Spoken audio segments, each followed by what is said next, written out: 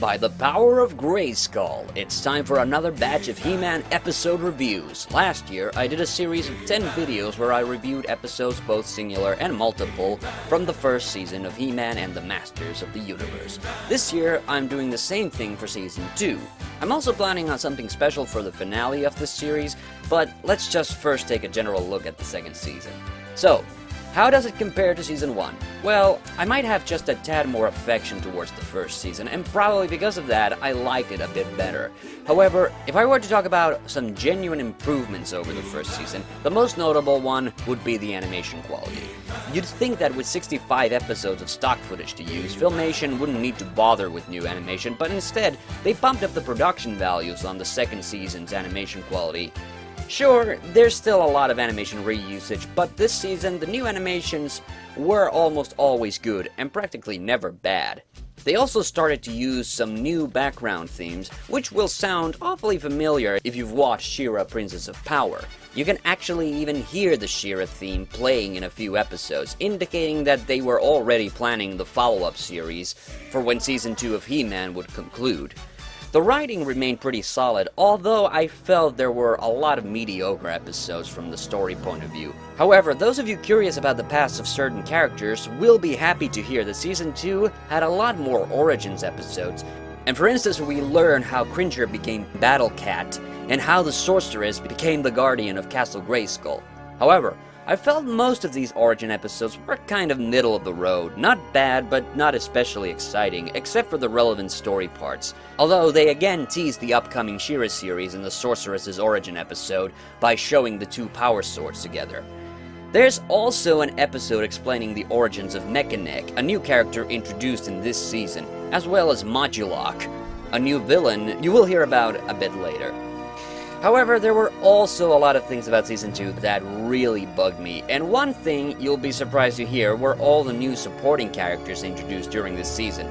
Now, Skeletor's new henchmen are actually pretty neat. Whiplash in particular, he actually became one of my favorite new characters, as did Cobra Khan, one of the more underrated villains from the series in my view.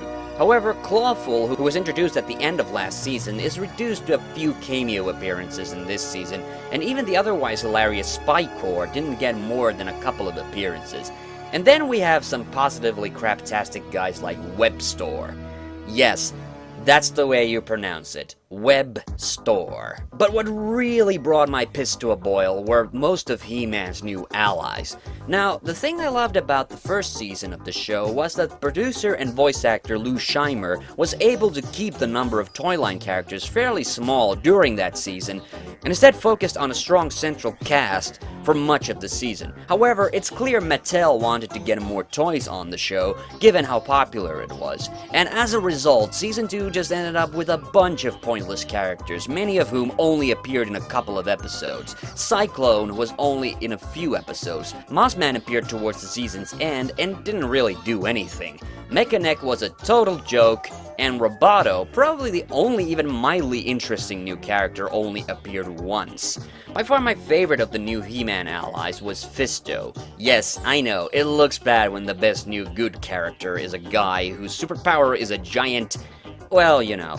But actually, Fisto has an interesting origin story and a couple of decent episode appearances. We'll look into those later. However, what did this new overabundance of toy characters do? Well, it stole the spotlight from previously established characters, namely Ram Man and Stratos. Ram Man only appears in 2 episodes in Season 2, just way fewer times than he deserves.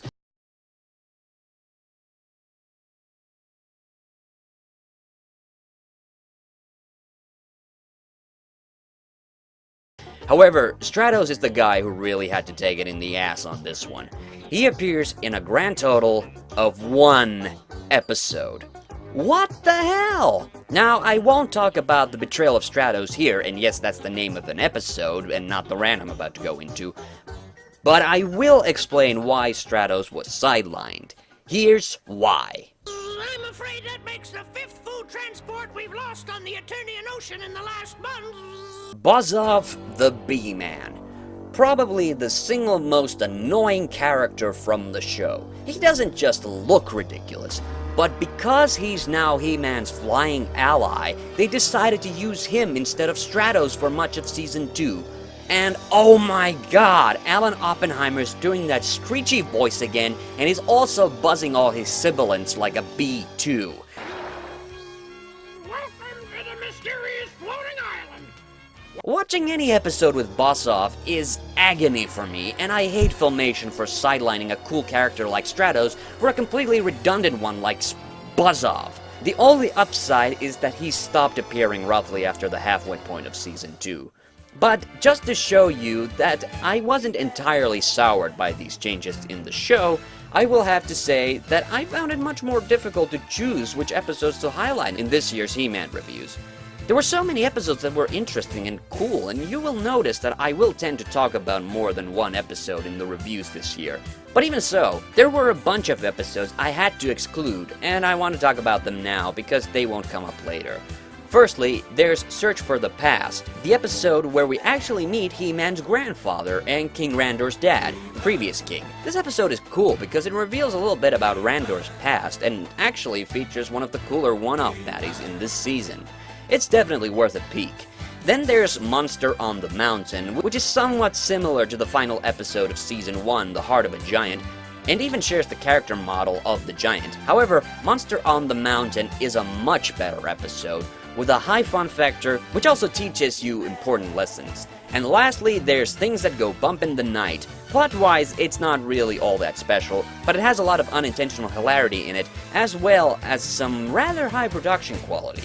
It also features one of the more unusual characters, Glitch, a boy who wanted to join Skeletor but then wussed out. However, whenever Skeletor says his name, it sounds like he's saying something else. Which brings us to Glitch. Well, anyway, that's my general thoughts on Season 2. Next time we'll start with the episode reviews with the first episode of the second season. Until then, I have the power, so can you.